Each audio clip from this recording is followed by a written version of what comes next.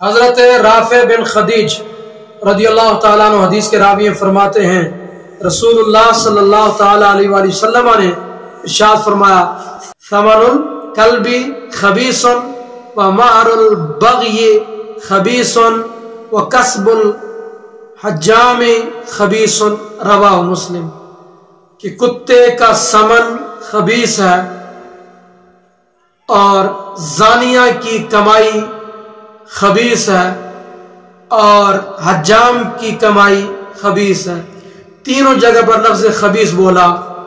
پہلے خبیث سے مراد ہے مکروہ، کہ کتا بیچ کر پیسے کمانا یہ مکروہ ہے،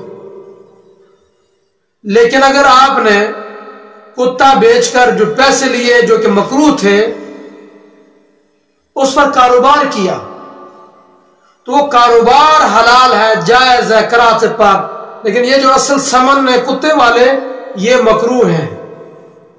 اور مہر البغی خبیث، یا خبیث مراد ہے حرام، کہ زانی فاحشہ عورت کی کمائی یہ حرام ہے۔ زانی عورت جو کمائی کرتی ہے وہ بدکاری کے ذریعے کرتی ہے، زنا کرتی ہے، زنا کے پیسے لیتی ہے، تو وہ پیسے ایک حرام کام کے ذریعے سے حاصل کیے ہیں، لہذا وہ کمائی بھی حرام ہے، دونوں کام حرام۔ اور حجام کی کمائی اور کسب خبیث ہے، یہاں خبیث بمعنی ناپسندیدہ ہے، حرام اور مکروہ نہیں ہے بلکہ ناپسندیدہ چیز ہے۔ حجامہ کرنے والے کی کمائی خبیث بمعنی ناپسندیدہ ہے، حجامہ کرنے والے کی کمائی کو حضور نے ناپسندیدہ قرار دیا۔